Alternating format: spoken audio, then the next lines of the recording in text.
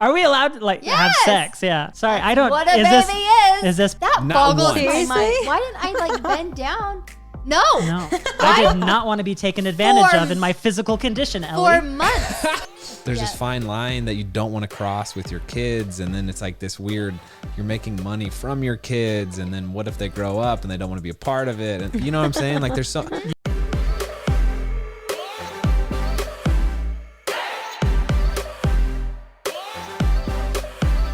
What's up, everybody? Welcome back to Couple Things with Shawn and Andrew, a podcast all about couples and the things they go through. Today, we are joined by Jared and Ellie Mecham.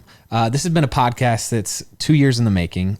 He first reached out to me for us to be on their podcast. Ellie and Jared is the title of it. And so I'm glad we could finally make it happen. I feel like we meshed with this couple very well. And I was super glad to get their wisdom on how they have navigated this digital world. They created over 1,200 consecutive vlogs on YouTube. They have over 740 million YouTube views, 1.6 million subscribers. They're legends on social media. And so having them walk us through how they've done that with kids, I thought was really, really helpful. I was personally excited to talk to them, especially Ellie. No offense, Jared, but when I miscarried and we went through that whole experience and journey a few years ago, it was truly watching their vlogs and watching Ellie and her infertility stories that really got me through that emotional time and kind of taught me how to heal from it. So I felt already super connected to them and I had so many questions. This is an amazing interview. We love them. I hope you guys love it as much as we do. Yeah, we cover a lot of topics like the infertility and their struggle through that, how to raise a family in the modern age, what good snacks there are to eat. And so I think you guys will like this one. If you guys haven't yet, if you could give the show a rating and subscribe to it on whatever platform you're listening to, that would be much appreciated. And let's go ahead and jump in this one with Ellie and Jared. Ellie and Jared, welcome to the show. Thank you so much. Thanks for having us. We're so excited to be here virtually. Yeah, Yes. We were just talking. It's been a couple years in the making, so I'm glad we could finally make it work. But I'm super pumped because I feel like there's so much that we could talk about with you two. Yes. And I'm excited to jump into it. So we first have to start off hearing how you two met. We always love hearing the first meeting story. Oh my gosh, how much time do you have? It was truly love at first sight. It really was. And I know that's like super cliche to say, but we have a distinct moment where we both knew there was this spark and our relationship started like from that moment. So I'll start by saying, so I served a mission for our church. We're members of the Church of Jesus Christ of Latter-day Saints. And I served my mission in Helsinki, Finland, or the whole country of Finland. And when you're a missionary, you have what's called a companion. And my companion, his name was Landon, he had a girlfriend. And he would write home to his girlfriend. And I would see that they would write back and forth. And when it was time to come home, there's like this homecoming meeting and he speaks in church. And so I sat down and I happened to sit down next to his girlfriend. And I know, right? So I sit down where I think it's going. So I sit down next to his girlfriend and we start talking a little bit. Obviously, I know who she is, like from the letters and everything. And then all of a sudden, a head just kind of peeks in from the other side of his girlfriend. Oh, okay. I thought it was his girlfriend for a second. The girlfriend was my sister. And so these two came home and they ended up marrying the two sisters. Yes. So But I leaned my head over because I thought, dang it, my sister already had a boyfriend. Like, stop talking to the guys, let me do it. So I had this long blonde hair and I like lean over and we met eyes and we both just smiled. And then I leaned back and it honestly was love at first sight. And we got married a year later. yeah. I think that's the cutest story ever. I have a question. Yeah. Because it sounded like from what I know about your story, you were bedridden for like 3 months. And that's when all these conversations started happening. What was that about? So throughout my life, I've had hip troubles, especially in high school and college. So I was a pole vaulter. I went to college for pole vaulting and just my hips got so bad to the point where I couldn't really walk all that well. and I had so many procedures done, so much physical therapy done on my hip. And so many doctors couldn't figure out what was wrong with me. It took me I'm originally from Washington State. It took me going to the University of Utah where they were doing experimental surgeries on acetabular retroversion, where I found out that I had just that. So for those who are watching on the screen, like if this is your hip, your femur, and then your acetabulum, your hip socket, most people's are shaped like that, where there's space between for cartilage and everything. Mine was shaped like that. So anytime I ran, it would tear and rip and rub against each other. And so I have no cartilage there. And the surgery entailed, they broke my hip in 3 places, shaved the femoral head down, and then screwed it back together with 4 screws. Wow. So after we met, I was recovering for 3 months at my grandma's house, which was about 15 minutes away from Ellie's house. And so she would come and visit me, and we would talk for hours and hours. So I was literally just laying there in bed, and we would have all of these conversations. And none of that time we kissed. Right. That Not boggles once. my mind. Seriously? Why didn't I bend down? No. I did not want to be taken advantage of in my physical condition, Ellie. For months. Why did I not bend down and say goodbye and kiss you? I don't know. We Why didn't never kissed. We had we have so many kissing stories that are why didn't we kiss? But that is, I think, what makes our relationship just honestly so special, is because we are really good at communication. Mm-hmm. And if that's the one thing our relationship has, heaven bless, that's great. We really are good at communicating. And I think that is why, is probably because we didn't kiss. We didn't have any physical contact. We literally just fell in love by talking for 9 months. Yeah. That's amazing. I was the same with Andrew, but it was only the first 3 days. I was like, why won't he kiss me? What's wrong? Keep taking me on these dates. No, I had to go a different route. My personality's not that great, so I kissed Shawn on the second date just That's amazing. You're like, I think I kissed you. Wait, Shawn kissed Andrew first? Yes. You made the move. That's amazing. I had That's to. so funny. He was literally standing this close to me. So did he go wouldn't 90 kiss and then me. you went 10, or did you go 90 and he went 10? Probably a fair way to put it. Yeah, you went 90, I went 10. But you went See, and then you just hold it. I did. You took it across the I had the to. line. Andrew Like, pulled a what? hitch. Yeah. Yes. Okay, so I want to kind of fast forward. So, love at first sight. Yeah. Guys got married. If you guys don't mind, just given we have a kid now and Yes. the whole parent world, I'd love to talk about kids. Totally. For sure. Because I think something that we weren't expecting, and I don't think you guys were expecting either, people scare the crap out of you as kids, and they're like, if you have sex, you're going to have a child. Yeah. And that's it. And for us, it was this crazy dynamics shift of trying to get pregnant and have a baby. Mm-hmm.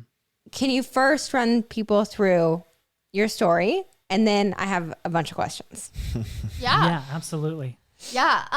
Well, we had been married only a year, and I kept coming home from work, and I would literally have these daydreams of a little boy. And I was like, this is weird. I'm not ready to have a kid. And then the next week I came home and I'm like, oh my gosh, I have the same daydream of this little boy. Why? It was just weird. And so I'd brush it off. And finally, after a few times, I came home and I was like, Jared, I think maybe we should start trying to have a baby. And he was like, I've been thinking the same thing. And so it's we both were feeling these things, but we both knew it was kind of too soon. And so we didn't mention it. So, after we had that really cool experience, after a year of trying, we I went think to see our family doctor. the first time it was after a full year, because some doctors, when you're experiencing trouble getting pregnant, they're like, try for a year first. Don't even come in. Try for a year. So we got that. Which is such a long time.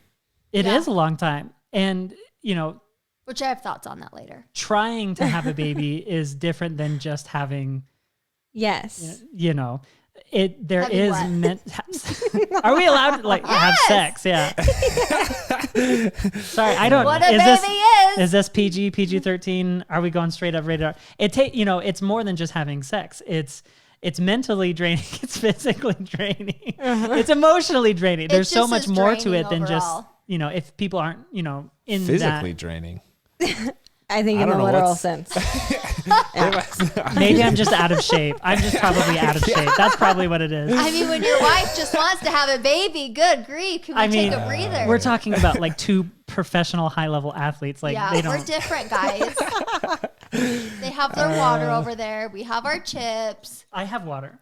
Anyway, go ahead. So it's a year later. Anyway, we ended up getting on Clomid. And honestly, like 6 rounds of Clomid. I think it was 6 or 7 rounds of Clomid. I think it was 7. And then we took a breather for a few months. And then we went to a fertility specialist where they did an ultrasound. And they talked all about PCOS with me. Time out real quick. Ellie did multiple rounds of Clomid and then took a break because of the side effects from it.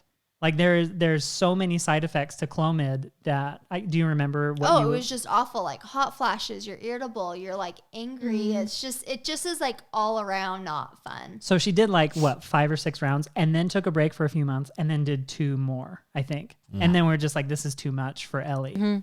So then after we went to the fertility specialist, they said, you have PCOS. They did ultrasounds often. Then they had me on Femera and I ended up doing 2 rounds of Femera like in one cycle, if I remember right. It was kind of weird. Like my lining was really thin. It was so long ago, but they, and then I was going to go in for insemination. And when I went in to do insemination, it was on my birthday. They said that the egg had released earlier than expected, so I'd have to do it the next month. And I was devastated. Oh my God. And, we were so devastated. Oh yeah, it was the worst. Because we had spent, it was like a few $1,000s every time you do an ultrasound. And we were just like, what? Like we felt like we just threw it away. Like I can't imagine people that do IVF. And so a few weeks later, they called and did blood work. And we actually found out that we got pregnant with Femera alone. And that even though the egg was smaller than they anticipated, that was our little Jackson Clark. Oh my God. Okay. Again, I could talk about this stuff for Ask away. We literally talked about it for like 6 years on YouTube. So we can do it all day long. I actually think I watched 90% of your videos when we were trying to get pregnant because everything we went through, I was like, oh, other people go through this too. You are made me so feel human. sweet. But going back to trying to get pregnant, I feel like everyone grows up watching these movies and they're like, you get surprised one time because you miss your period and you're like, oh, I'm pregnant. I'm going to go tell my husband that we're going to have a baby. And then you have a baby and it's just this magical thing. And there's this weird shift with a lot of people where you go from this surprise, oh, it's so romantic, we just happen to have a kid, to it becomes work. Yeah. And shifts the dynamic of relationships so much, and nobody prepared for that. I'm curious, how did it affect your guys' relationship going through that year or 2 years in the struggles that just kind of come with it? I mean, I'll let you speak. I'll roughly, I think it hit us further. Yeah. I don't think it quite uproared or changed our relationship necessarily up until after our 3rd. Would you say? I mean, I definitely would say there were changes and difficulties. I mean, there were times where it's like, okay, we've got to try, and it was just like, we just don't want to right now. Like this is, but it's like we've worked so hard and so long to get to this point. It's like if we don't do it right now, it's like then the opportunity's gone for another month, and you have to try again. And with PCOS, it's like you don't always know, and so this is like before fertility treatments and everything. So with Ellie being so irregular, it was a battle, finding out when we should even try in the first place. And that's like where we're at right now, is like even after our 3rd, like we've been talking about having another, and it's already like, what did I say 2 days ago? I said, God, when was the last time I had a period? Yeah. And it's like, come on, we're waiting. Like, so there's time's ticking. like I mean, like I said earlier, there's definitely emotional tolls. There's physical tolls that go along with it that I don't think people realize unless they're going through it themselves. And that's like the whole reason we started the YouTube channel, was because we didn't have anyone to relate to. We didn't have anyone that was going through this in our immediate family. I mean, some of our siblings, they get sneezed on and they get pregnant. And yeah. But I mean, like, your question of like how it affected your relationship, like, if I think maybe we're hearing this different, because I mean, in terms of like us as a couple, like, it was hard, but it never jeopardized was your question like, once you had kids, how did you like? Honestly, any way you interpreted it, I just remember for Andrew and I, the first time we got pregnant was, I mean, like you see in movies, it was like, oh my gosh, I just missed my period. I might be pregnant. And you take the test and it's like, holy crap. And then when it became after that, it was like all of these conversations, and it would turn into arguments and emotion and almost trauma. And you're just trying to figure out, okay, we need, to do it now because it's the time. And it's just, it takes away all of this romanticism. Is that a word? Yeah. I don't know. And makes it, and it turns it into a job. And it affects that kind of love. Yeah. In a bad way. The sensualness, the connection that you feel is no longer as prevalent as it once was, because you're working towards something else. I told Jared, and I mean, we've been very open with each other. I don't know if we've talked about this like on a podcast at all, but I told him, I was like, I almost feel like I got gypped in the sex department, because, we were young when we got married. I do not regret that at all.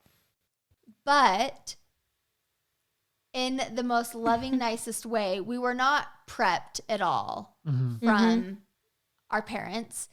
And, so I kind of felt like that was like a hurdle going through sex emotionally and physically, being first married, and then to then jump into infertility.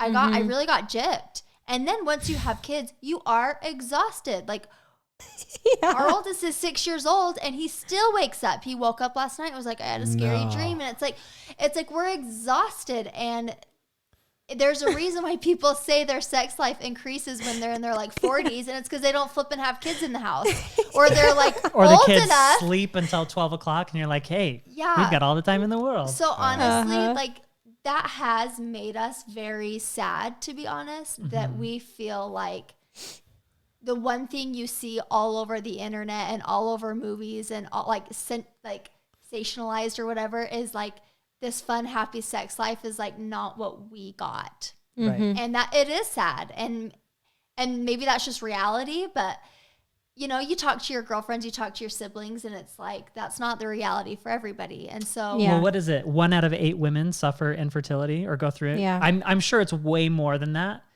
but 1 out of 8 women go through some sort of infertility. And I think it's 1 of 5. Is it? Yeah, it's something crazy where someone directly and they probably haven't even well, one of mentioned 3 pregnancies end in miscarriage. Yeah. So I don't know. I don't know the thinking. distribution among people, but it's crazy. It's so frequent. Well, and again, infertility. Again, I could talk about this forever. So if you have a question, just interrupt me. I feel like infertility too is something nobody prepares you for.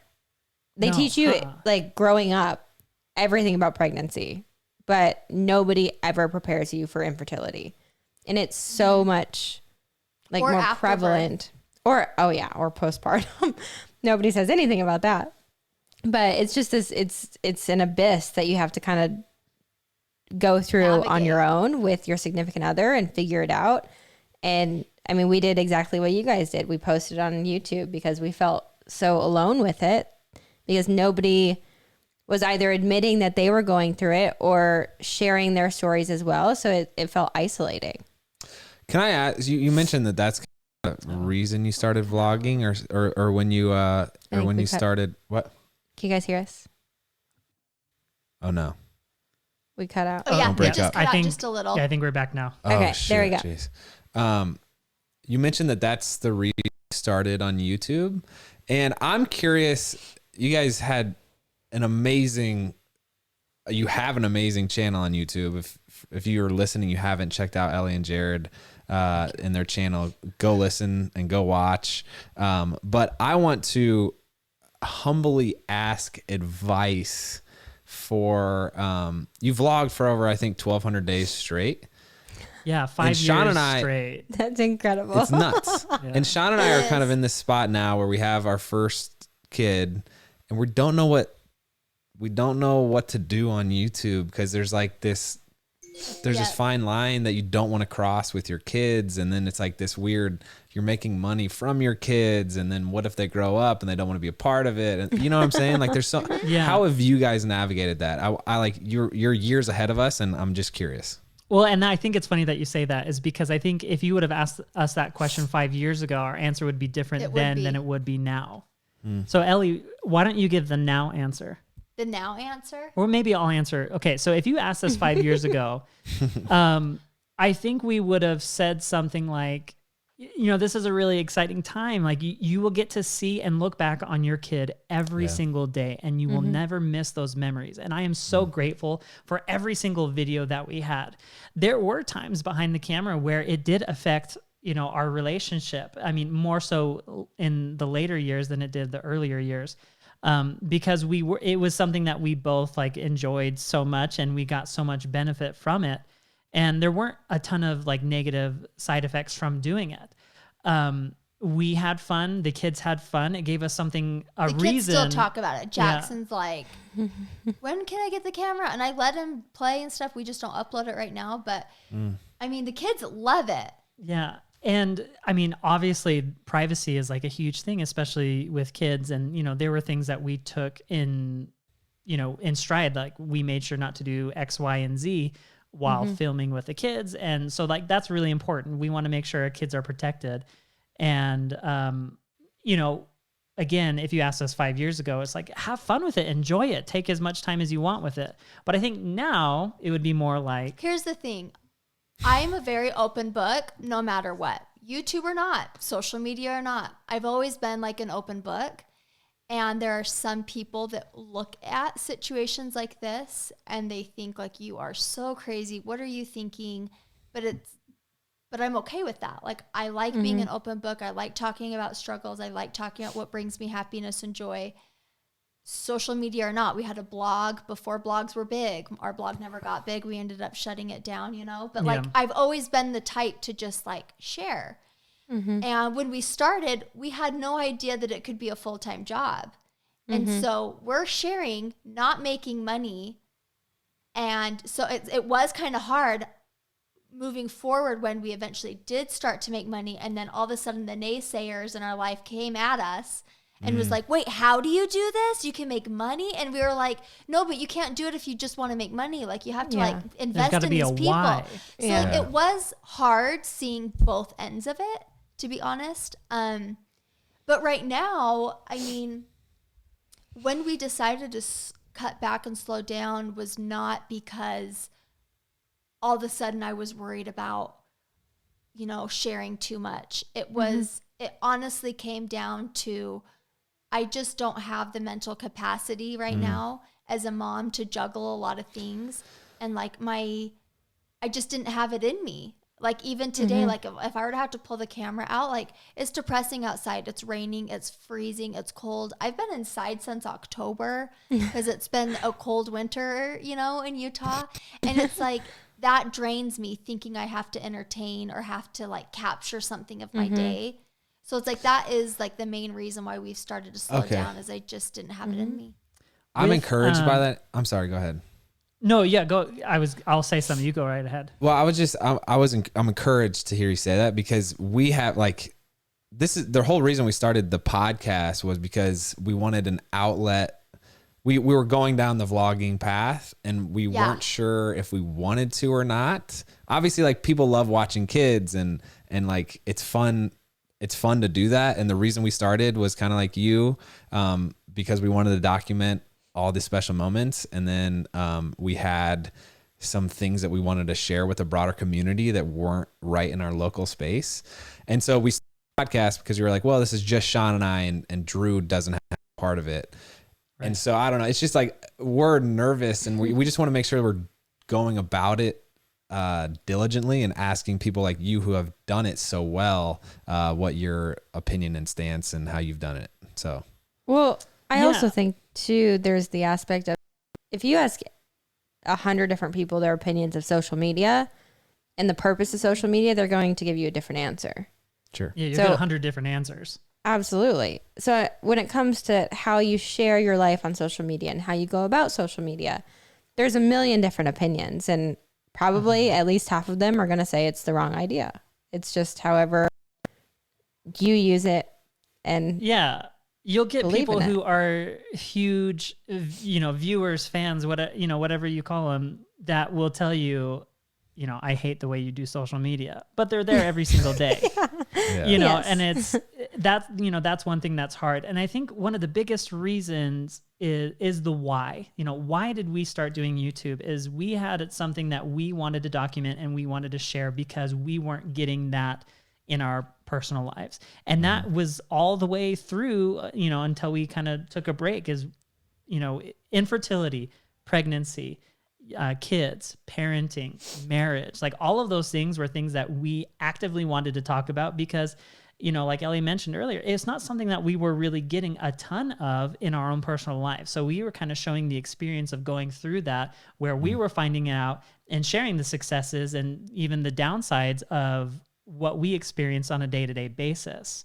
So I feel like in that aspect, it's like, share the stuff that's difficult with your life and your kid's life, because someone might benefit from it. You'll obviously have people say like, don't do that. That's too much. But if you're helping people and it's what you want to do, then go for it.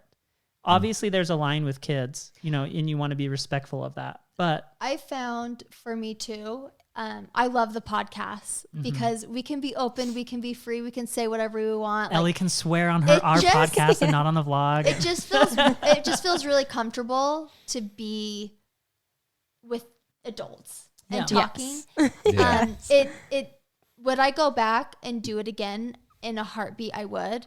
Yeah. I do also think another reason of like slowing down on our end was it is really hard to raise your kids with so much busyness around. Almost stimulation. Yeah. Like being a mom or a dad, like it's really hard and you have to really listen to your like inner mom. Your monologue. Yeah. And so when you're trying to like raise your kids, but then there's thousands of people correcting or not liking, or like, it's really hard to ignore. And you don't want to ignore because you want to have that really good relationship with your audience. And so, we also got to a point where we thought like, this is really affecting how we're thinking and how we're parenting and how we're raising our kids. And we need to like take our home environment back and let's set up a little bit more boundaries. And like, that's why we do the podcast and that's why we do videos like once in a while. And, it's been a hard transition, but that's kind of where we're at right now. Yeah. So I don't know about you, but Shawn and I have been doing these virtual game nights since we're on lockdown now. And we've been having so much fun playing the games that we know and love, but also trying out new ones. One of the games that we know and love that I dominate at is Best Fiends. Yeah, I suck at it. It's Best Fiends. I love that it has so many different levels and it's constantly changing. I get bored really easily, and there's so many different aspects to this game that keep you kind of on your toes and interested. And I'm also a puzzle nerd. I love puzzles, and this is the most like unique experience with a puzzle that I've ever gotten to play. I get lost in it for hours. Something about the puzzle solving and the problem solving along with like the colors just pop out at you. If you guys haven't tried it out, download the app, and Little Timper is the character that's going to walk you through the tutorial is that character's name. But it's a lot of fun. And if you don't have Wi-Fi or cell phone service, which I was worried about because we're going to our lake house this weekend and we don't have reception there, you can still play it, which there aren't many games that you have that luxury. I think we're officially gamers, babe. The lockdown has made us gamers and I love it. Yeah. Anyways, guys, Best Fiends has thousands of levels already with new levels, events, and characters added every month. It's hours of fun right at your fingertips, and you can even play online. With over 100 million downloads and tons of 5-star reviews, Best Fiends is a must play. Download Best Fiends free on the Apple App Store or Google Play. That's Friends without the R, Best Fiends. I was going to ask you, which do you like better, YouTube or podcast, but you kind of just answered that. Oh, that's hard. You guys are pioneers. I don't know if I could answer. I don't know if I could answer that. They're in their different elements. I mean, there's such a, we don't do video podcasts, or at least we don't anymore, but there's something that's so special about creating a story on video. I mean, when I sit down and edit a video, it's like I'm creating something, and like I have videos that I am so proud of. We hear the music and we just cry over, because like we put so much heart and soul in making sure the music hit the right note at the right time. Exactly. So like in that aspect, it's like, oh, YouTube every time, or video and every time. But the fact that we can sit down and do a podcast for an hour and really talk things out, there's something so special about that, where it doesn't fit quite on YouTube the same way. In terms of the pioneer aspect, I don't think we're pioneers in any sense of the word. I think we're generation 2 or even like generation 1.5. Because like I watched YouTube in 2006, 2007, 2008, when you'd get like your Philip DeFranco, who's still active on YouTube. Crushing it. CTFXC and Shay Carl, like all of those guys, like that's who I started watching on YouTube. And, you know, the story of us starting YouTube, I was like, Ellie, you discovered all these beauty people. I bought her a camera and I said, you're so much better than all of these girls. You can do such. So here's a camera. Let's do YouTube. And you do it. And it sat in the closet for an hour. He was trying to use me. I still am. I'm just kidding. It worked. But it's the infertility that really started us on that path. Yeah. But I feel like I hope I asked the question in the right tone. More of like I'm really curious, because I want to make sure that it. Yeah. So You did. Yeah. Okay. You did. Yeah. No, you did a great job. But. So we always ask, I have to ask every couple because I think it's our favorite questions. Lighthearted. One of you has to choose who wants to go first. okay. Before you know the question. I will. I'll go first. Okay. What is your biggest pet peeve with him? Oh, I love this. I love it. I mean, We had a whole podcast about pet peeves. We also had a whole argument this morning about it. My biggest pet peeve is probably the lack of picking up after yourself. Like And I even would this totally morning, agree the with socks that. were on the side of the bed again. Nailed it. Again. Yes. Yeah. I don't understand it. Oh, Yeah. okay. Wait, What- did you say which- he drops everything on the side of the bed? Not everything, just like my socks. And like his underwear and his hoodie and his sweatpants. That's him. not Literally at the foot of his bed. It's like he starts stripping the second he goes into our master door frame, and then there's just a trail of clothes to his side of the bed, and they just stay there. Which And I'll try to pick him up and put him in the dirty clothes, and he's like, no, I'm gonna wear those again. I do. I was like, then why are they wadded up in a ball? And they're I'm nasty gonna pick 'em underwear up that you've and- worn for 3 days. And he's like, no, they're good. I'm just like, Hey, no. quarantine, you've got to adapt, okay? You know, no one do as much laundry. You've But got this has to. been the past 4 years. Oh, sorry, Andrew. I don't know what to tell you there. I was trying to save you. You guys are the same person. Yeah. So, Okay, so vice What's your versa. biggest pet peeve? well, and that's the thing is like I totally agree with Ellie, and that's something like I am working on, and I'm trying to, and I've been working on it for 10 years. Gosh, which one do I choose? No judgment Ellie, here. Ellie will smack. Ellie will eat chips with her mouth open, and it drives me crazy. A microphone and do some ASMR, maybe. No, She's I'm got kidding. chips right here. She'll do it. Are She'll you do it. serious? Yeah. See, that doesn't bother me. You Oh like my- it. You're Oh, into it. Jared is so annoyed with Well, me when I eat. The reason why It I tastes get so good and I'm so hungry. well, just close your mouth and chew it. The reason I get so annoyed is because if I make a sound, Jared, stop it! That's so annoying. Like I had to burp. I had a tiny little burp, and I held it in. And you know how you like kind of burp through your chest. She got so upset at me, and I was like, "Okay, I'm not holding anything back." It's like I can fart, but he can't. You know, it's like don't annoy me with your stinky breath, but here, smell my morning breath. Yep. I'm just really rude that way. But here's the thing: I was like, I love being able to wake up next to you and like I don't care if we have morning breath. I want to kiss your face first thing I do when I wake up. Brush your teeth and then I will. Yep. See, I'm trying to be sweet and kind, and she's like, stinky oh. breath is hard sometimes. And maybe it's just because I have so much worse breath. I don't know.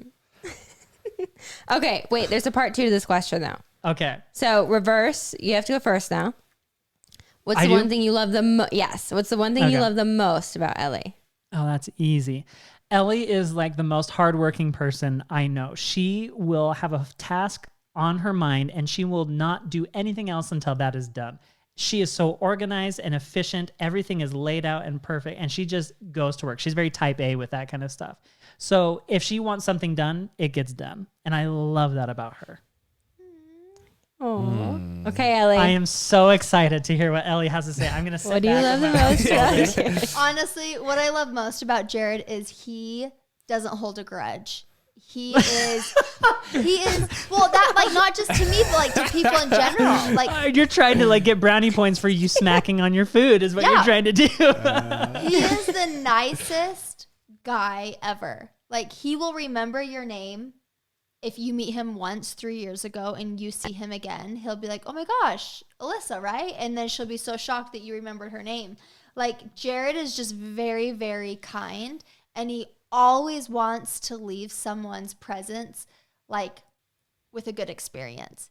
It's like, you know, you leave an environment cleaner than You found found it. it. Like, he does that with people. Like, he just really wants people to feel good around him. And he always makes that happen. He just does. Like, if it's a family situation, if it's me and him situation, like, he just makes life better. Aw. Thanks, Ellie. Jared, I've listened to a couple of your podcasts, and you've mentioned that you mentioned a couple Boy Scout references. Are you an Eagle Scout? I am an Eagle Scout. Let's go, boy! Yeah! Be prepared. That's right, man. I love that. Are you an Eagle Scout too then? Yeah, I am. Oh, that's yeah. cool. Troop He's very, 410. very proud of it. I don't remember. You my should troop. be. That's amazing. 191 maybe was my troop number. I got to remember this. I don't know what that is. The thing is, like, I Go ahead. never had like the badges sewn on the sash or anything like that. I was into Scouts when I was younger, but I never like had like the full garb or anything like that. My Eagle Court of Honor was like super small and like not many people came. It was kind of more of like a family thing. But yeah, I mean, I'm an Eagle Scout and I've used it on applications and it's gotten me jobs in high school and stuff. So yes, I'm an Eagle Scout. Yes. That's exactly. I mean, that's pretty much all it's good for. I can shoot a bow and arrow pretty good. So Yeah. There you go. He, Oh, so here go. I was gonna say that. So one thing that like totally surprised Ellie's family when we first got married was they're like super into clay pigeon shooting. Like they'll go to the range and Wow. they'll shoot, and they're like 12 gauge shotguns are all about it. And like I've been around guns because of Scouts and stuff, but I never had one myself. I didn't shoot a ton, but we would go out to the range, and it was like the first year we were married. We have every day before Thanksgiving, we have like the turkey shoot, but it's just clay pigeons and stuff. And we went out there. Just kidding. We went out to the range, and I smoked everyone. I think I got like 23 out of 25. And they everyone were else got just like 15, 16, You're 17. just Wow. lucky this year. I smoked them. And I want to say it's because Scouts, but I think it's actually because like video games. But every year since, like, Jared usually wins. Yeah, I'll win. Which is really funny because my family all grew up with them and Jared didn't. And so they're like, huh. a little bitter towards it. I was listening to your sex ed podcast. I forget what the exact Oh, title jeepers. is. I know. We didn't even know what to call it. It was like kids sex safety. Preparing kids for sexual safety or something Yeah. like that. Yeah, I think so. Yeah. Well, that's a good title. I was impressed with how eager you were to like just be very transparent and call the sexual parts their anatomical names. I am curious, like for your younger kids, I'm sure you have control over what content they control, but it's like, it is this weird thing where sometimes I put out a video of like me being goofy with Shawn, and I'm like, is this going to be weird for my kid to watch sometime? This was a very safe podcast that you guys did, but I don't know if there's ever been that instance where like, maybe it'll be weird. No. I don't think, I don't think it'll be really that weird because they are living with those terms all of the time. I mean, they might think it's awkward hearing it directly from their parents, but I think because we have the conversations with them when it's age appropriate for them, and that varies depending on kid, I think they'll be more open to having those conversations with us rather than feel awkward about hearing those conversations that we've had previously. Do you agree? Yeah. like Or were them. were you talking about like, is there anything else that you've filmed that you're, or were you talking about specifically that podcast? Oh, no, we don't have to talk about that. I don't know. I'm just double checking. But no, I think that like whatever we film, like we're comfortable Yeah, I mean, with them seeing. Or I can't hearing. remember every single thing that we've ever done, but I think for the most part, we've Yeah. been, safe with that kind of stuff. I love how open, Ellie, you are just with even just the concept. I feel like there's been a theme from the beginning when you talk about open you love being and sharing and how you're trying to now pass that on to your kids. I love that. Thanks. I kind of had a similar upbringing from parents from what you referenced earlier of like they didn't prepare. I had a very like everything was taboo. You just kind of knew it or figured it out. And I want that with my kids of just being so open to conversation that nothing feels taboo or awkward because they want to know about it. They're curious about it. Fine, let's talk about it. I think that's a beautiful thing to do with kids. Thanks. Absolutely. I find it interesting now because, I mentioned this in our podcast. I never, ever would want to like throw any of our parents under the bus. Exactly. And they know that. But it definitely was a kind of a taboo thing. And it's not. Like now my parents are very open and they're comfortable. But that's because, in my opinion, all of their kids have been very open. And they are seeing that we're open and they're like adapting. They're like, oh yeah, this is great. But it took all of the kids being a little bit more open for them to like be comfortable. Especially like after marriage too. Yeah. And I think it's a generational thing. It is. That's what I use my dad as an example because he is very uncomfortable talking about that kind of stuff, but he never heard that from his dad at all. So growing up, that was his experience. Is like, you don't talk, you don't say, that kind of thing. So I got a little bit more than he did because I'm sure he had questions that he didn't feel comfortable asking his dad. Most of my questions went to my mom instead of my dad because of that. And she was so good to always answer. She Jared's was questions. really, really good. Yeah. But I think Go ahead. even like a month ago or 2 months ago, Jared had brought something up to his dad. Like he was talking about like condoms and like birth control. And Jared's dad went, I'm not talking about this with you. And Jared's like, Dad, I have 3 kids. Yeah. I have sex.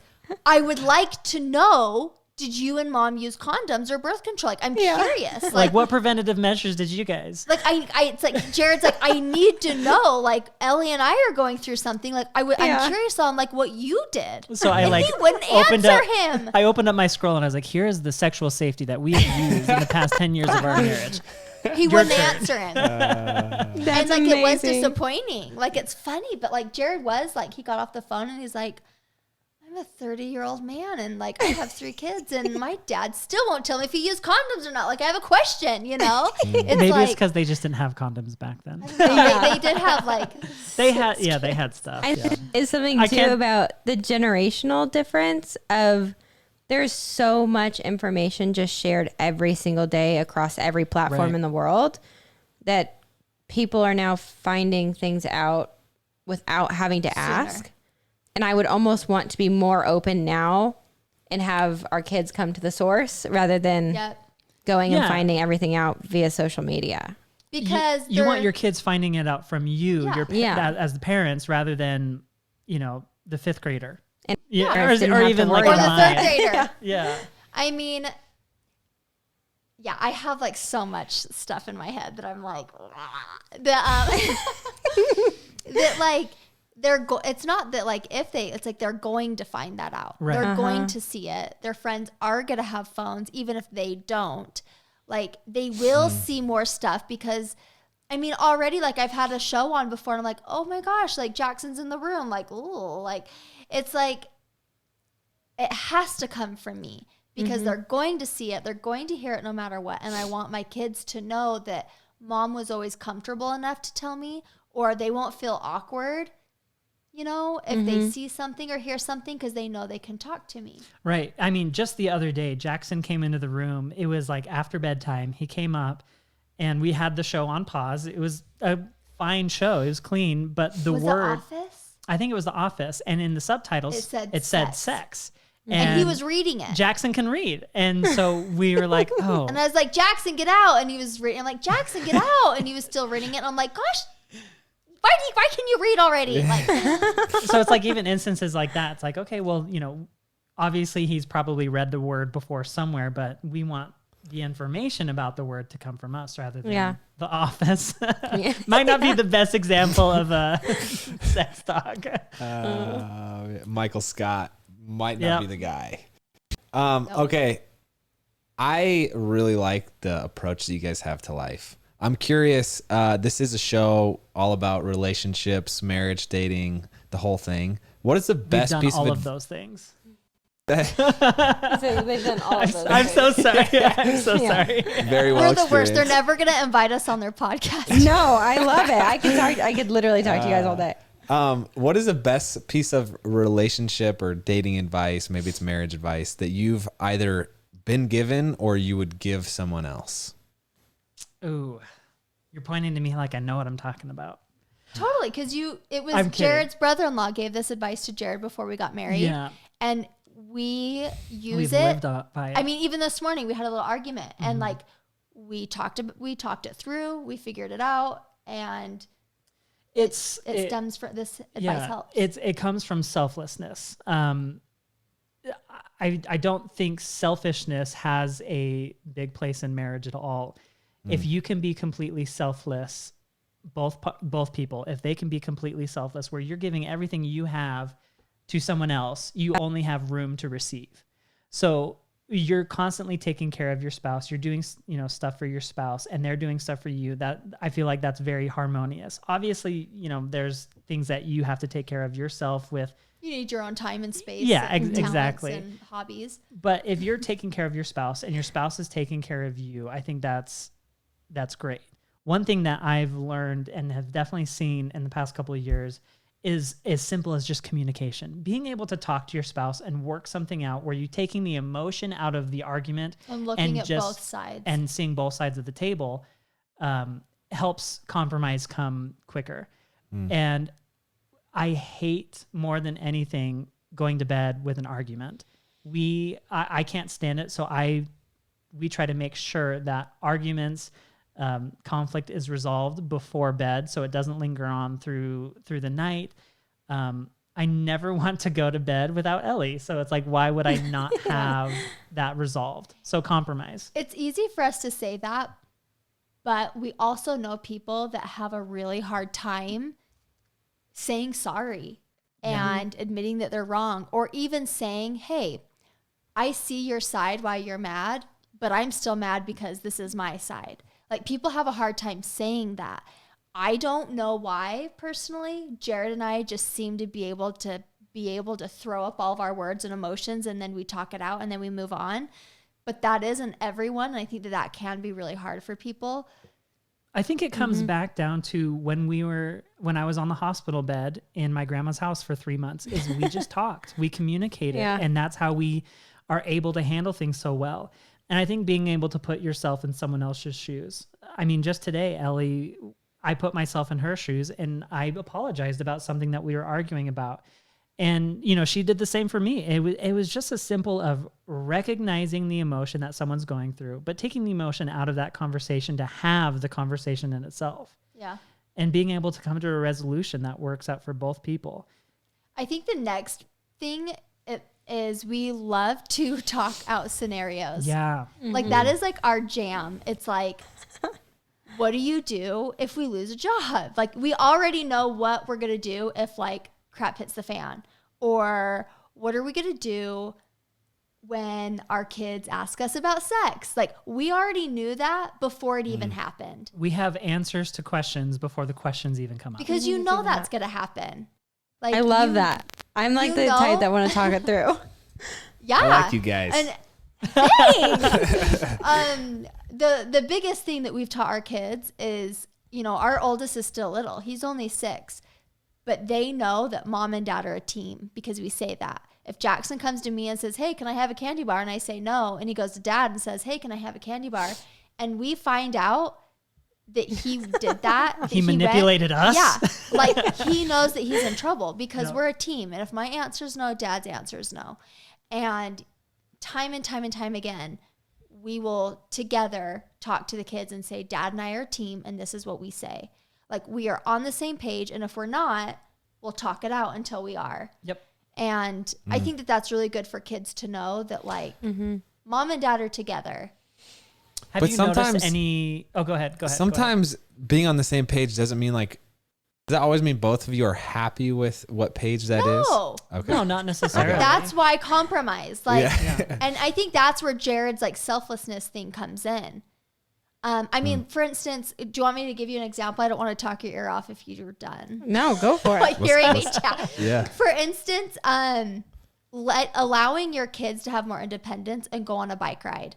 It's really scary to be like, oh, now my 6-year-old's old enough to ride around multiple blocks. Like, is that okay? Is that safe? And I remember Jared and I didn't have a fight, but had a discussion where he was like, yeah, no, like, no. And I was like, no, he's old enough to do that. Like, I trust him. He comes back. He won't go into people's homes.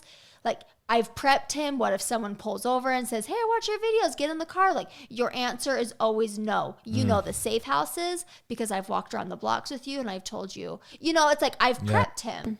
And so, like, Jared and I kind of had this hiccup and Jared compromised by saying, yes, okay, he can go on a bike ride. But was that kind of me getting what I wanted? Yes, because Jared compromised. But there's also been situations where Jared's wanted something and I haven't. And I'm like, okay. And like, I've compromised with Jared. I don't see it as like, oh, she won that argument. Like, I don't see it like that. I feel it's like, Jared, I needed to come to the realization that our kid was old enough to be able to do that because he has shown experience. And I was just holding on to my baby Jackson a little too much. And he proved himself. Like he went through all of the things and Ellie just realized that before I did. And there's definitely, two sides to that coin where I have, wanted something or wanted to have something in my eyes that I thought, we were ready for, our kids were ready for, and Ellie wasn't. And it just took time to explain things and compromise doesn't always mean you meet right in the middle and both parties are happy. Most of the time it does, but sometimes it's, it's like a, what's the spectrum? word I'm looking for? Accordion. A spectrum. That's right. Accordion. An accordion. I play the accordion. Yeah. Yeah. I love that.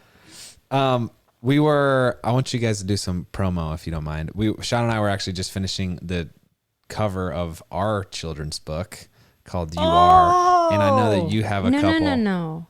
Okay, what? I can't claim any of it. It's a Andrew book that I wrote a children's book for Drew. Yeah. It's beautiful. But you guys have done, I know. I'm excited to hear about, how many have you guys written? So we've done a cookbook. We've done 2 children's books, and Ellie's working on her book right now. That's amazing. My gosh. What's your new book you're working on?